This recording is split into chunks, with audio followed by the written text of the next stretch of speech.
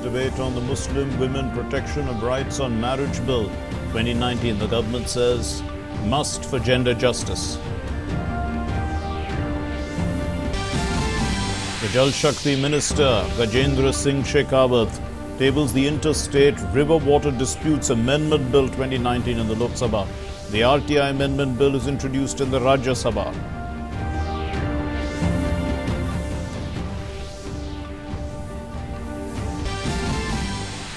Supreme Court orders setting up of special courts in districts with over 100 pending POCSO cases. Asks the centre to apprise it about the status of compliance of the order in 30 days.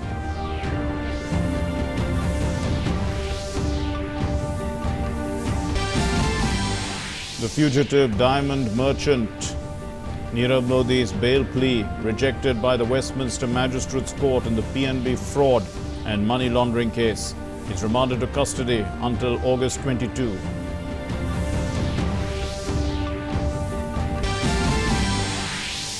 In international news, Britain's new Prime Minister Boris Johnson announces some key posts for his cabinet. Priti Patel is appointed Britain's first Indian origin Home Secretary. Dominic Raab is the Foreign Minister. And in sports, Indian shuttler PV Sindhu enters the quarterfinals of the Japan Open, beating Aya Ohori of Japan in an hour's time. Namaskar and thank you for joining us here on DD News. I'm Mark Lynn. Our top story, the Union Law Minister Ravishankar Prasad today moved the Muslim Women Protection of Rights on Marriage Bill 2019 for considering and passage in the Lok Sabha, and the bill proposes to declare the practice of instant triple talaq as void and illegal.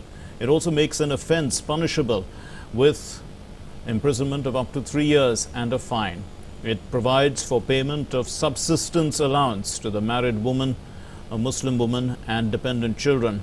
The bill will replace the ordinance promulgated earlier in this regard.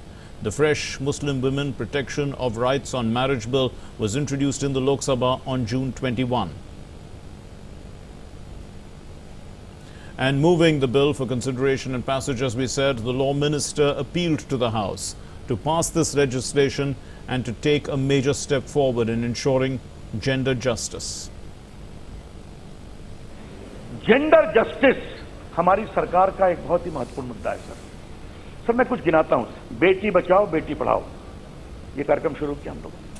हमारा postal विभाग सुकन्या समृद्धि योजना करता है sir. लगभग 1,26,00,000 बेटियों ने जमा किया है 28,000 करोड़ रुपए। बताइए, उनके सुविधा की चिंता की गई। ये उजाला योजना महिलाओं के लिए। मैं डिजिटल इंडिया काम देखता हूं, हमारे कॉमन सर्विस सेंटर सर 73,000 महिलाएं चलाती हैं और उनका एम्पावरमेंट देकर खुशी होती है सर। इसी सदन ने सर रेप में जो नाबालिग के साथ रेप करता है उसको फांसी की सजा दी है इसी सदन ने। अभी 2 दिन पहले पॉक्सो कानून पारित हुआ सर। आप परसों देखा होगा, आपने देखा होगा, इसी सरकार ने भारत की बेटियों को एयरफोर्स का फाइटर प्लेन उड़ाने की अनुमति दी। ये आपने देखा सर। आज चंद्रयान हो या मंगलयान हो, हमारी महिला वैज्ञानिक उसको लीड कर रही हैं। और आज तो जब मैं इस सदन में हूं तो सबसे संतोष इस बात का है सर, इस सदन में पहली बार हमारी 78 बहनें इस लोकसभा का मेंबर बनकर के आई। And while taking part in the discussion on the bill related to triple talaq, the Minority Affairs Minister Mukhtar Abbas Naqvi has said he's also stressed on gender justice. ये देश संविधान से चलता है sir.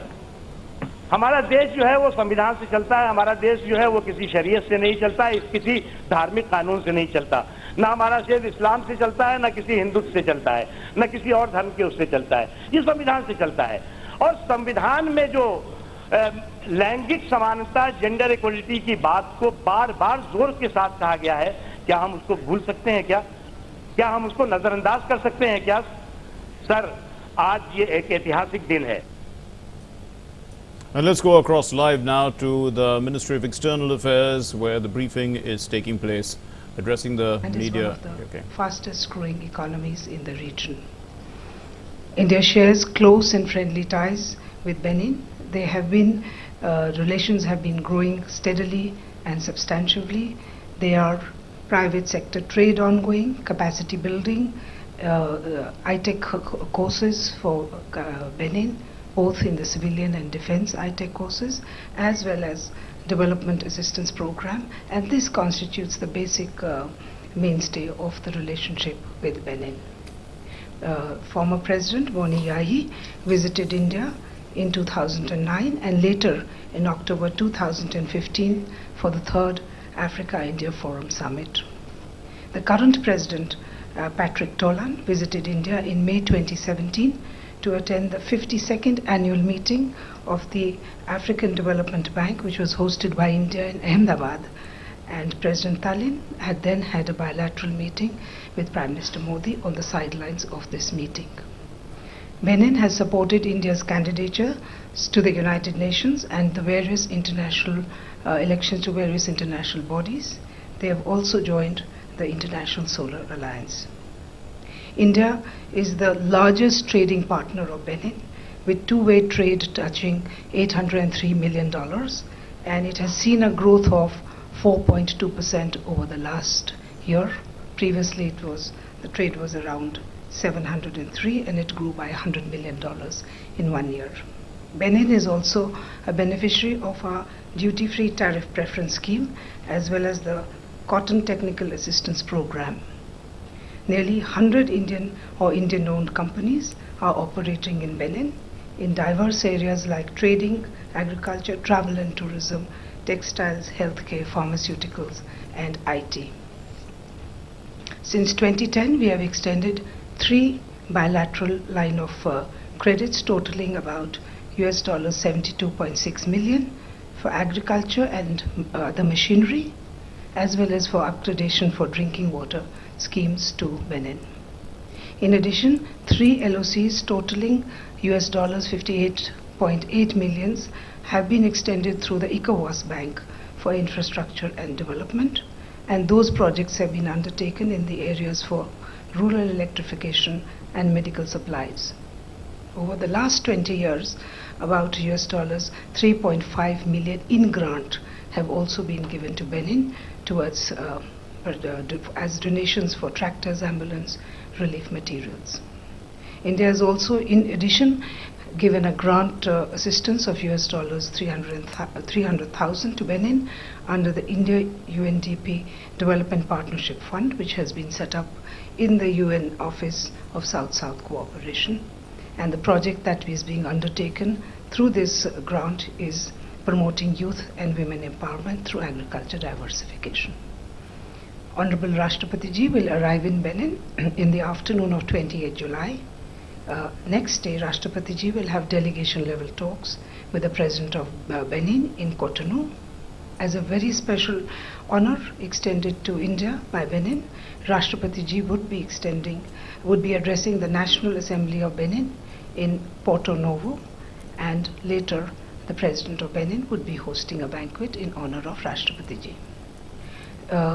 Rashtrapati Ji will later be meeting members of the Indian community, which comprise of approximately 150 Indian nationals and people of Indian origin, 1,500 Indian nationals and PIOs, and they are mostly engaged in trade and small and medium scale enterprises. So this is the program in Benin. And then the next leg of the visit of Rashtrapati Ji is to the Gambia. Now, Gambia stretches about 450 kilometers along the Gambia River, and it is a very important country on the Atlantic coast. As explained and I mentioned earlier, that this is the first ever visit of a head of state from India to Gambia, and Rashtrapati Ji will arrive in the capital Banjul on 30th of July. India and Gambia enjoy warm and cordial relations. In the recent years, there has been regular interaction between the leadership of both the countries. Our Prime Minister had met the President of Gambia on the margins of Chogam last year in London. President of Gambia, Adama Barrow, is an admirer of Mahatma Gandhi. He has also written an article on what Gandhi means to me for the Gandhi anthology, which is being brought out by the Government of India to mark the 150th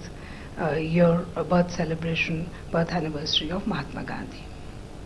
The Foreign Minister of Gambia visited India. He was here in March this year. And if you look at our relationship with Gambia, capacity building and LOC projects are the main pillar of our engagement. India has provided 5 LOCs of a total value of 77.48 million to Gambia. In fact, the National Assembly Complex in the capital Banjul is an iconic building and has been built under a line of credit extended by India. India is also funding a project in Gambia about approximately of 1.2 million for a project for the use of drones and early warning systems for pre and post flood disaster management under the India UNDP fund. As I mentioned, Gambia is about 450 kilometers along the river Gambia, its location. Now, Gambia is one of the countries which is the highest users of India's capacity building programs, both under ITEC as well as ICCR scholarships. In June this year, we had in fact organized a special program for the permanent secretaries and the deputy permanent secretaries of Gambia at Masuri, and we also organized a special training program for the diplomats of Gambia this year. Bilateral trade is significant considering the size of Gambia. In 2018-19, trade was $201 million, and Gambia is also a beneficiary of our duty-free tariff preference scheme. Rashtrapati Ji will have bilateral talks with the President of Gambia on 31st of July. Again, as a very special honor extended to India, Rashtrapati Ji will be addressing the National Assembly on 31st July. The President of Gambia will host a banquet in the honor of Rashtrapati Ji, again on 31st of July itself.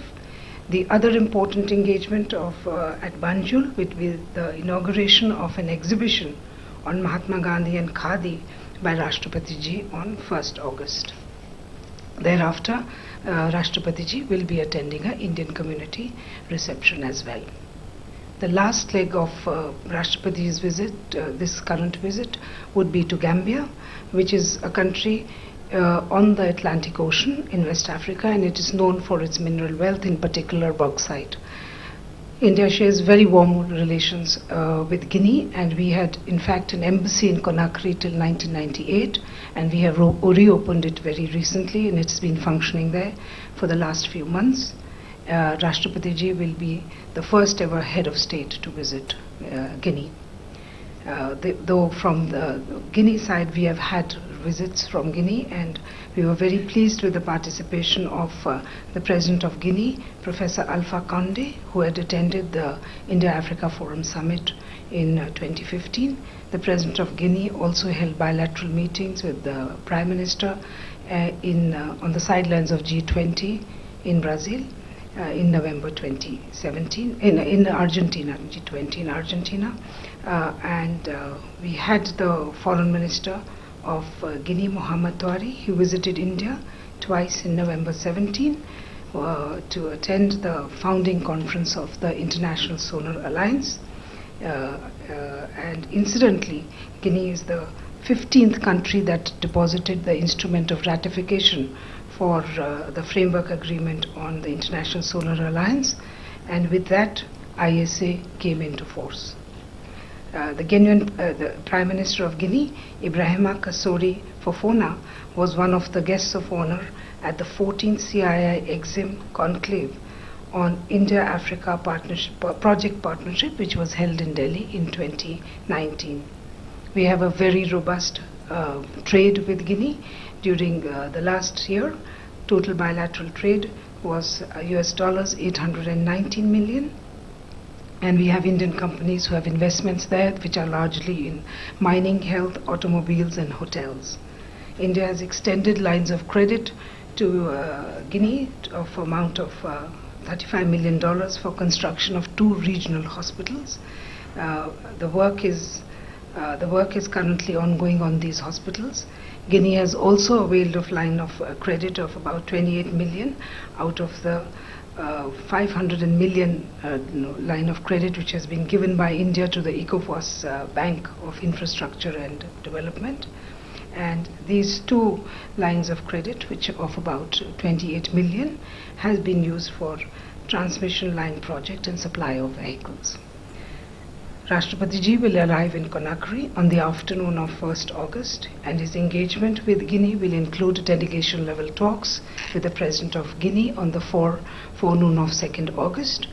President of Guinea will host a banquet in honor of Rashtrapati Ji, and Rashtrapati Ji will attend an Indian community reception on 3rd of August. During this three-nation visit of Rashtrapati Ji, we are looking at signing MOUs and agreements with all the three countries, and discussions are currently underway on these. In conclusion, I would say that Rashtrapati Ji's visit to Benin, the Gambia and Guinea is expected to reinvigorate our relations with these countries and give new directions to our relationship with all three of them. Thank you. Thank you, Mahesh. And that was the Secretary in the Ministry of External Affairs, the Secretary East, Ms. Vijay Thakur Singh, briefing the media about President Ramnath Kovind's three-nation African visit, which begins on the 28th of this month. The President will be visiting the countries of Gambia, Benin and Guinea, and he'll be going there. All of them are coastal, on the coast of Africa, and they have good relations with India, and this will be the first visit by an Indian president to two of those countries, Guinea as well as Gambia. Moving on to our next story. Well, going back to Parliament, and this is where the Minority Affairs Minister, Mr. Mukhtar Abbas Naqvi, had said that the opposition's concern over the jail term and the triple talaq for the triple talaq victim, the husband, is baseless, because if somebody commits a crime, then that husband must face the consequences. Triple तलाक भी ठीक उसी तरह की कुप्रथा है, ठीक उसी तरह की सामाजिक बुराई है। अब इस सामाजिक बुराई और कुप्रथा पर जो है वो जो लोग तर्क दे रहे हैं, वो तर्क दे रहे हैं कि साहब अगर जो है वो पति जेल चला जाएगा तो फिर वो देखेगा कौन? अरे भैया जेल जाओ, क्यों तुम इसकी ऐसा काम करो कि जेल जाना पड़े तुम्हें? मतलब ये तो तर्क वो हो गया कि हम आतंकवाद करेंगे, हमें कानून मत बनाओ, अगर आतंकवाद कर दिया हो तो हम जेल चले जाएंगे तो हमारे परिवार को कौन देखेगा? ये तर्क नहीं है, ये कुतर्क है। इसलिए इस तरह के कुतर्कों के आधार पर इस तरह के सामाजिक सुधार से जुड़े हुए सवाल जो है वो हल नहीं होते। And while taking part in the discussion on the bill related to triple talaq, the BJP MP Meenakshi Lekhi said that the secular country like India, gender justice is the need of the hour. Secular India, which protects the women, secular India which takes care of the Dalits, secular India where men, women are equal, where there is gender justice, where there is justice for everyone. Why a section should be neglected? ये अधिकार दिए नहीं जाते, ये अधिकार लिए जाते हैं. And these laws have given us the right to be equal. And these are the laws which can give rights to the ones who have been left out. Who were left out? Muslim women were left out of the process of changes which happened in Hindu society. And while opposing the bill on triple talaq in the Lok Sabha, the DMK MP Kani Modi has said that the government should in fact first pass the 33% reservation bill for women before discussing the rights of Muslim women. We are passing bills here without enough representation of women. It is in your own manifesto, election manifesto, that you will pass the 33% women reservation bill. But nothing, one term has passed and the second term is starting. It has not even been listed. Let there be no women. This bill you claim is to protect women's rights. Why can't women be here to participate, to be a part of this dialogue? And let us decide what is good for us. We don't want the men to tell us what is good for us. So please pass the 33% women's reservation bill before you talk about women's rights. And the Upper House of Parliament today took up for consideration and passage the Right to Information Amendment Bill 2019 and the Insolvency and Bankruptcy Code Amendment Bill 2019. The bill seeks to give the government powers to fix salaries, tenures and other terms and conditions of employment of information commissioners. Opposing the bill, the opposition said that it will dilute the powers of information commissioners. The opposition is reiterating its demand to send the bill to a select committee. The Lok Sabha has already passed the bill.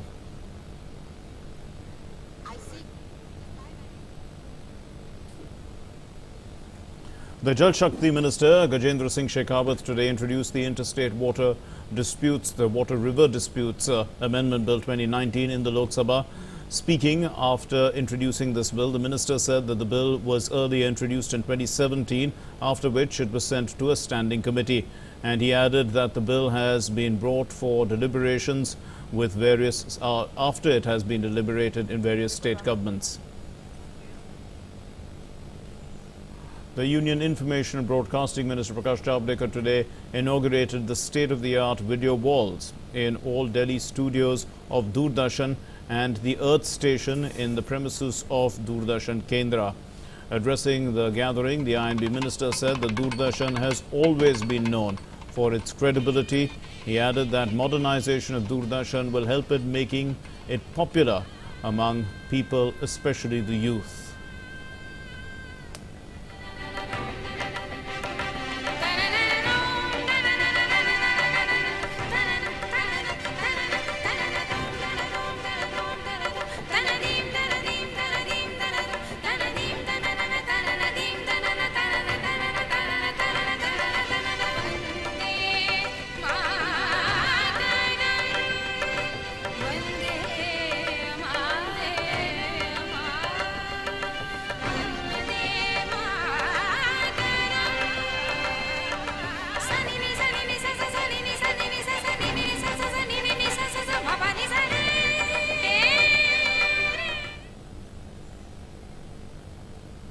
दर्शकों को लगना चाहिए कि पहला channel में लगाऊं तो दूरदर्शन का कोई चैनल लगाऊं, और इसके लिए हमने एक निर्णय लिया अभी कि दूरदर्शन में सरकारी मुलाजिम रहेंगे, एडमिनिस्ट्रेशन, फाइनेंस और बाकी बहुत सारे काम होते हैं टोटल एक मुखिया के रूप में, लेकिन हर चैनल की एक विशेषता है, उसकी प्रतिभा अलग चाहिए और उसके लिए अलग अलग क्रिएटिव हेड्स भी चाहिए। वो क्रिएटिव हेड्स भी यहाँ आएंगे और ये कार्यक्रम और अच्छे हो जाएंगे, ये मुझे पूरा विश्वास है। And a delegation of Karnataka BJP leaders today called on Party National President Amit Shah and Working President JP Nadda, the Karnataka former Chief Minister Jagdish Shettar, and party leaders J. Kru Madhuswamy and also Arvind Limbawali were part of this delegation. The leaders discussed the current political scenario in the state, the formation of a BJP government there, the future strategy of the party, and the BJP has said that the Parliamentary Party Board meeting will take place and will take a final call on this issue, and it will be conveyed to the state unit. Meanwhile, the Supreme Court has allowed 2 Karnataka MLAs to withdraw their petition after the H.D. Kumaraswamy government lost the trust vote in the Karnataka Assembly and tendered its resignation. Also, the independent MLAs had moved the apex court, saying that the state has plunged into a political crisis after they withdrew their support to the JDS Congress government, and 16 lawmakers of the ruling coalition had tendered their resignations, and in their plea they had sought directions to the Speaker to hold voting on the floor of the House. The Supreme Court today directed the Centre to fund the special POCSO, that's protection of children from sexual offences courts, in every district where 100 or more cases under POCSO Act are pending. The court directed that courts should be set up within 60 days. Solicitor General Tushar Mehta has been asked to file a progress report in 4 weeks' time. The special courts will try pending cases of sexual assault on children under the POCSO Act. The court said that it would take up the matter again on September 26. It comes a day after the Rajya Sabha on Wednesday passed the bill for amending the Protection of Children from Sexual Offences POCSO Act. Protection of Children from Sexual Offences Amendment Bill 2019 provides for stringent punishment, including life imprisonment for using children for pornographic purposes. And as part of the 20th anniversary celebrations of Kargil Vijay Divas. A motorcycle expedition commemorating 20th anniversary of Kargil Vijay Divas concluded today. The motorcycle expedition was conducted by a team from the 13th Battalion of the Jammu and Kashmir Rifles, which was one of the units of the Indian Army that proved its mettle in Operation Vijay, winning 2 Paramveer Chakras amongst many other gallantry awards. The expedition team, which consisted of 10 personnel of 13 J&K Rifles, traversed a distance of approximately 1,850 kilometers from Mana Pass to Uttarakhand to Dras over a period of 21 days. The expedition was flagged off at the Kargil War Memorial, Dras, by the Lieutenant General Y.K. Joshi. President Ramnath Kovind will visit the War Memorial in Dras tomorrow to pay tributes to the soldiers who made their supreme sacrifice during the 1999 Kargil War. This year marks the 20th year of India's triumph at Kargil.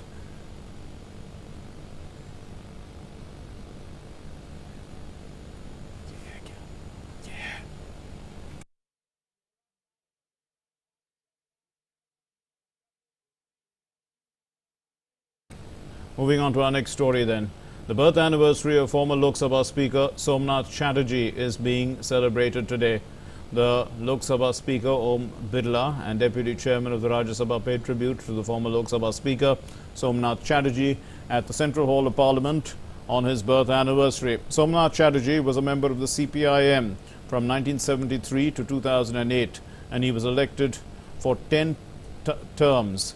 10 times he was elected to the Lok Sabha, and in 2004 he was a member of the 14th Lok Sabha from Bholpur Lok Sabha constituency, and following the 2004 election he was appointed the pro tem Speaker and subsequently the Speaker of the 14th Lok Sabha.